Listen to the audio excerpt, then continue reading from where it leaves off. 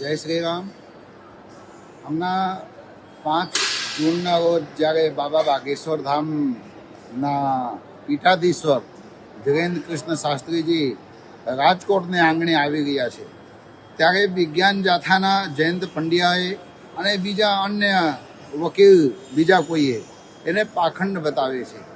હું વિજ્ઞાન જાથાના જયંત પંડ્યાને કહેવા એ માગું છું કે તમે હિન્દુ છો કે તમારા હિન્દુત્વમાં અમને શંકા પણ છે, અને જ્યારે બાબા બાગેશ્વર ધામના વિરોધ તમે કરી રહ્યા છો ત્યારે તમારા વિરોધથી એને કંઈ અસર ના પડે, કારણ કે સનાતન ધર્મના પ્રચારક છે, સનાતન ધર્મના ઉપાસક છે અને સનાતન ધર્મના રક્ષક છે. જ્યારે આવા સનાતન ધર્મના ઉપાસકના કોઈ વિરોધ કરે ને ત્યારે એને મા અને બાપમાં બેમાં ફેર દેખાય છે મને.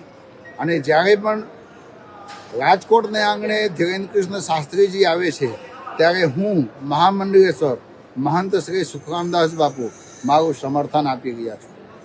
સનાતન ધર્મને બચાવવા માટે, સનાતન ધર્મના રક્ષા કરવા માટે સનાતનીઓ એ બધા એક છે, અને જ્યારે બધા સનાતનીઓ ધીરેન્દ્ર કૃષ્ણ શાસ્ત્રીજીને સાથે હોય ને ત્યારે જયંત પંડ્યાના અને બીજા અન્ય વકીલના અને બીજા અન્ય જે પોતાને સાધુ કહે છે એવા સાધુઓને પણ હું તોડ જવાબ આપું છું કે તમે ગમે એટલી ચોરી વગાડી રહ્યો, તમે ક્યારેય પણ ધીરેન્દ્ર કૃષ્ણ શાસ્ત્રીને રોકી નહીં શકશો.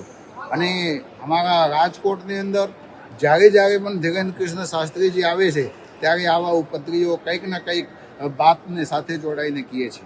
અને કહે છે ને જયંત પંડ્યાએ કે એ કોઈ સાધુ નથી, એ કોઈ કથાકાર નથી, વાચક નથી. તો જયંત પંડ્યાને હું એ કહેવા માંગુ છું કે તું કોણ છો, પહેલે તું તારા બાપને પાસે જઈને પૂછ.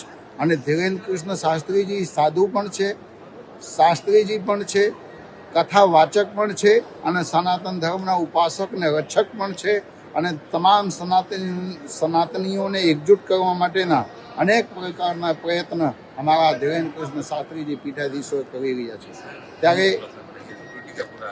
ત્યારે અમે અમારા સનાતન ધર્મને બચાવવા માટે અનેક પ્રકારના બધા પ્રયાસ કરશું.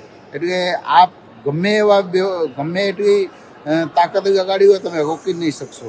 જય હિન્દ, જય જય ગરવી ગુજરાત, ભારત માતા કી જય, જય શ્રી રામ. હજુ સુધી તમે અમારી ચેનલને સબસ્ક્રાઇબ નથી કરી તો અત્યારે જ ન્યૂઝરૂમ ગુજરાતને સબસ્ક્રાઇબ કરો, ફેસબુક અને ઇન્સ્ટાગ્રામ પર ફોલો કરો.